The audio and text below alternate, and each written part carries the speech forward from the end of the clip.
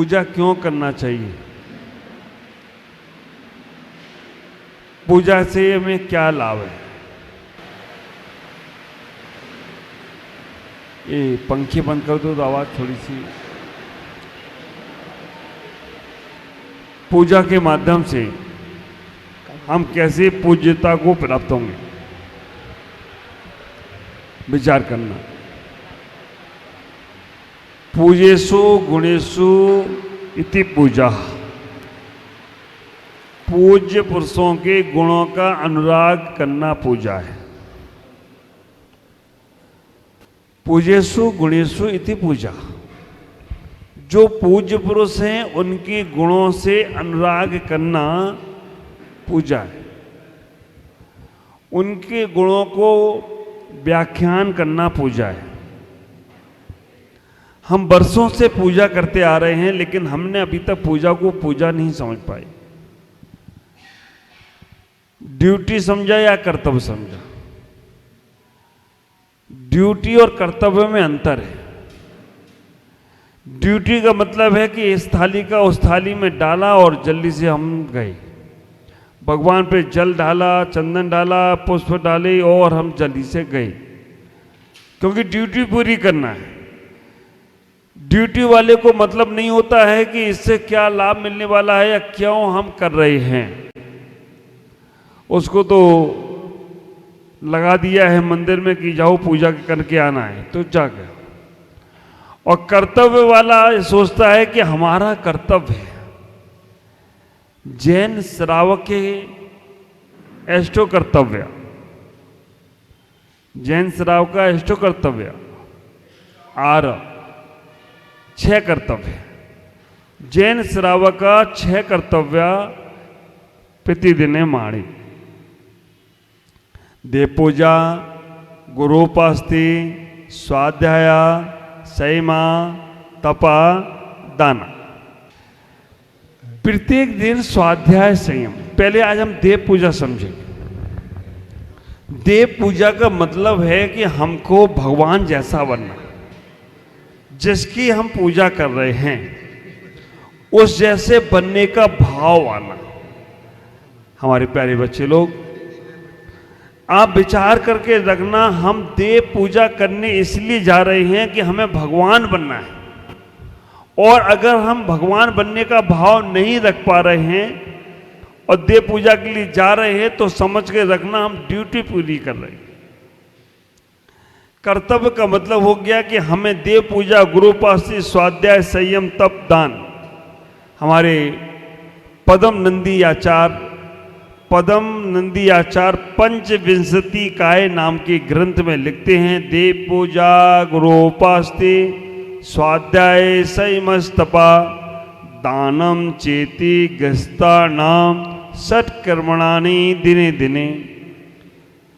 6 कर्तव्य, देव पूजा, गुरोपास्ति, स्वाध्याय, संयम, तप और दान, इनको 6 को समझना है। लेकिन एक आलसी व्यक्ति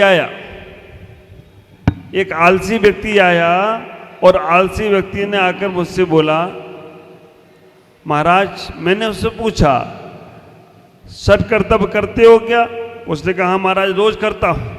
मैंने कहा नाम बताओ, 6 कर्तव्य के नाम बताओ।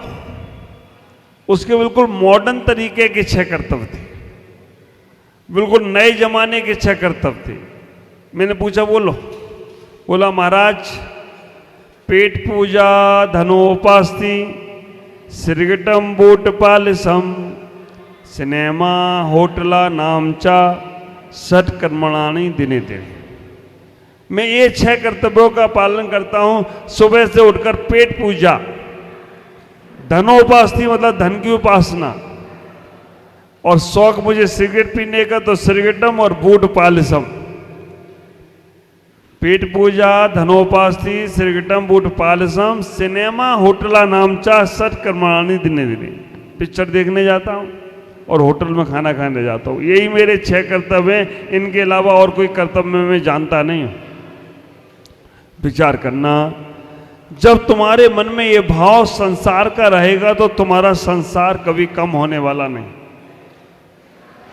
हमें इतना ही सोचने का प्रयास करना है, देव पूजा में वो भाव रखना है जिससे हमारे परिणामों में निर्मलता आए। भगवान के पास जाएं तो यही भावना रख के वंदे तद्गुण लब्धे। वंदे तद्गुण लब्धे का मतलब है कि भगवान मुझे आपके गुणों की पूजा उपासना, आपके गुणों की प्राप्ति होवे। वंदे तद्गुण लब्धे। तो हमें मन में भाव ये रखना है भगवान के पास जाकर कि भगवान मैंने संसार में सब जगह हो आया, सब जगह देख लिया, सब जगह सब कुछ कर लिया, पर हमने आपको अभी तक नहीं पाया, बस आपको पाने की जरूरत है। जब तुम्हारा ऐसा भाव परिणाम निर्मल होगा तो तुम्हारी देव पूजा करना सार्थक होगा। देव पूजा के 7 अंग हैं। कितने अंग हैं? एणो। देव पूजा के 7 अंग हैं। कहीं कहीं 5 अंग भी बोलते हैं, कहीं कहीं 7 अंग भी बोलते हैं। देव पूजा का पहला नंबर का अंग है अभिषेक। अगर आपका देव पूजा का नियम है तो सबसे पहले अभिषेक करना, दूसरे नंबर पर स्थापना करना, तीसरे नंबर पर सन्निधिकरणम करना, चौथे पहले आवाहनन, सन्निधिकरणम और स्थापना। अभिषेक के बाद में आवाहनन करना, जिनकी हमें पूजा करना है उनको आह्वान करना है। आपके मन में विचार आ सकता है कि भगवान तो वहाँ बैठे हैं, यहाँ तो नहीं आने वाले हैं। भगवान वहाँ भी नहीं बैठे, भगवान तो सिद्धालय में बैठे। हम सिद्धों की पूजा करते हैं तो उन्हें बुलाते हैं। तो सबसे पहले आह्वान करना, फिर स्थापन करना। आह्वान कर लिया और स्थापन कर लिया, उसके बाद सन्निधिकरण करना। क्या करना? अपने हृदय में विराजमान करना। हमने सिद्धालय से अरिहंतों को बुलाया, अपने जहाँ पर भगवान विराजमान ठोना में किया, फिर उनकी स्थापना, पहले बुलाया फिर स्थापना किया, फिर कहा भाई ठोने से काम नहीं चलेगा, सन्निधिकरणम, मेरे हृदय में आकर विराजो। अब आप विचार करके रखना, आपके हृदय में जब भगवान विराजमान हो गई तो पूजा तुम्हारे भगवान की नहीं, वो पूजा तुम्हारी ही हो रही है। हमारे अंदर जो परमात्मा विराजमान है, हम उसकी ही पूजा कर रहे हैं। पहले नंबर पर अभिषेक, दूसरे नंबर पर आवाहन, तीसरे नंबर पर स्थापना, चौथे नंबर सन्निधिकरण। 4 हो गए। 5वें नंबर पर हम पूजन शुरू करते हैं। 6वें नंबर पर हम शांति पाठ पढ़ते हैं और 7वें नंबर पर हम विसर्जन करते हैं। पूजा के अष्टांग एणो 7 अंग हो गए। आपको बाद में लिखना भी है ना।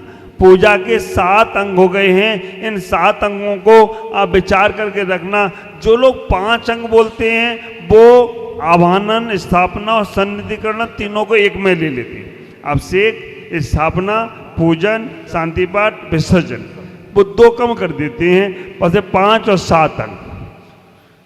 पूजा करने के लिए जाते हैं तो पूज्य पुरुषों के गुणों का अनुराग करना। पूजेषु गुणेषु इति पूजा, पूजेषु गुणेषु इति पूजा। पूज्य पुरुषों के गुणों का अनुराग करना, व्याख्यान करना पूजा है। ख्याल करो। उसके बाद जब हमने पूजन के 5 अंग या 7 अंग, जो भी आप समझना चाहें, है तो बात वही।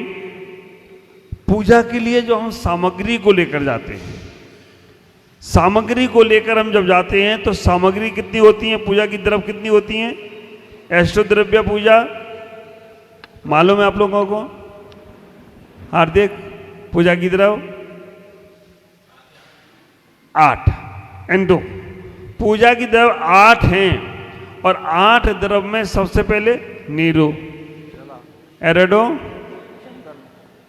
चंदना, गंदा, है ना। औंदो, नीरो, एरेडो, गंदा, मूरो, अक्षता, नालको, जल, चंदन, अक्षत, पुष्प, है ना। पिक्चर वाला पुष्प नहीं,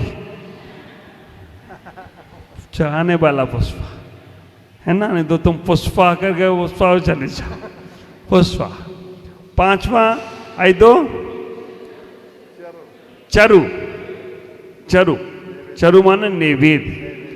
आरो दीपा, एणु धूपा, एंटो फला। जल का मतलब है क्षीर सागर का जल। आपके पास जो जल है वो क्षीर सागर का जल है। पांचवें समुद्र का पानी में कीड़े नहीं पड़ते। क्षीर सागर का जल में क्या है? तो पारस भाई, क्षीर सागर के जल में कीड़े नहीं पड़ते, उसी से अभिषेक होता है, भगवान का अभिषेक उसी से होता है। तो आपका जल ये हैंडपंप का और कुएं का नहीं है। कहाँ का जल है? क्षीर सागर का। क्षीर सागर है ना। चंदन, चंदन उठा के दिखाओ कौन सा है? गंदा तो चंदन, गंदा गंदा गंदा, हाँ चंदन। हाँ, ये गंध जो है वो मलियागिर का चंदन है। कहाँ का चंदन है? मलियागिर कहाँ है? कनकगिरी के पास। कनकगिरी के पास में मलियागिर है। वो गांव पूरा चंदन का ही था। अब वीरप्पन ने क्या किया? सब नाश कर दिया, लेकिन फिर भी वीरप्पन ने किया तो काम जरूर है। तो चंदन का काम वीरप्पन ने जो भी किया। चलो अपन कहाँ वीरप्पन आ गया, अपने को चंदन देखो। तो गंध, पीले कलर का पानी जो है उसे गंध बोलते। अक्षता, अक्षत उठा के दिखाओ। अक्ष अक्की तौर से चावल, अक्की सफेद चावल हाँ। है ना, वाइट चावल। तो वाइट चावल जो सफेद चावल है वो क्या है? अक्षत। पुष्पा, फूला दिखाओ। हाँ, हुआ तौर से है क्या? हाँ। आप लोगों के पास तो पुष्प हैं, पर बहुत सी जगह पुष्प नहीं होते हैं, तो पीले चावल को पुष्प बनाते हैं। ये चढ़ाने के लिए नैवेद्य जो हम खाते हैं वो चढ़ाना। नैवेद्य हो गया। नैवेद्य के बाद में दीपा, दीप दिखाओ। दीपा तौर से दीपा, बहुत सुंदर।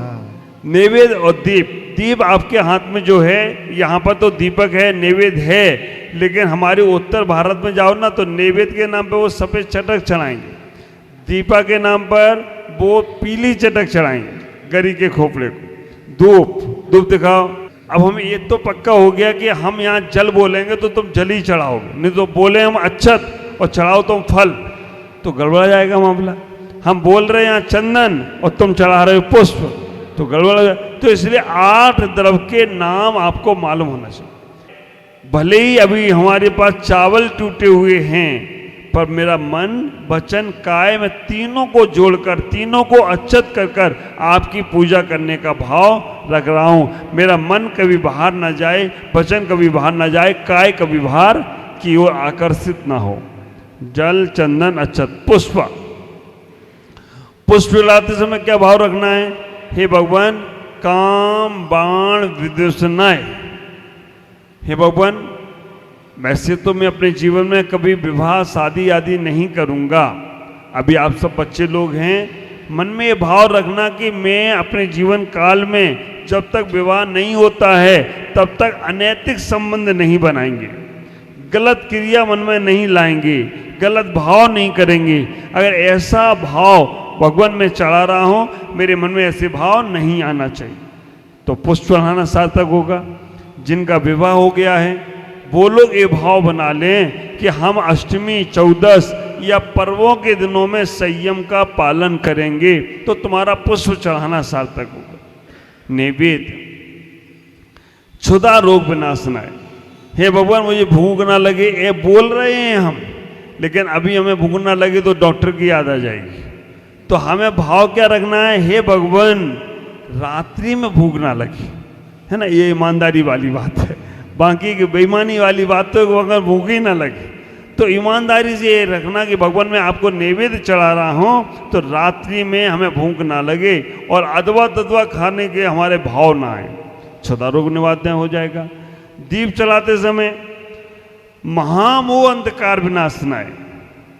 कि भगवान ऐसा मोहिनी कर्म है, उसे हम नाश करने के लिए हम दीप चढ़ा रहे हैं, पर यहाँ भावना ये भाव कि जब तक पूजा कर रहा हूँ तब तक मुझे घर की याद ना आए, व्यापार की याद ना आए, परिवार की याद ना आए, मोबाइल की याद ना आए, कोई भी कार्य की हमें याद नहीं आए, केवल आपकी पूजा ही करो, तो आपको मोह दीप चढ़ाना सार्थक होगा। धूप चढ़ाने का मतलब है अष्टकर्म देना है। तो ये भाव लाओ भगवान कि मैं अपने जीवन काल में अष्ट मूल गुणों का पालन कर सकूं, तो हमारा धूप चढ़ाना सार्थक होगा। और फल चढ़ाने के लिए, हे भगवान मुझे सांसारिक फल नहीं चाहिए, मुझे मोक्ष का फल चाहिए, वो भाव अगर तुम्हारे मन में है तो आपका अष्टद्रव्य चढ़ाना सार्थक होगा। आज इतना ही। ओम नमः जय गुरुदेव।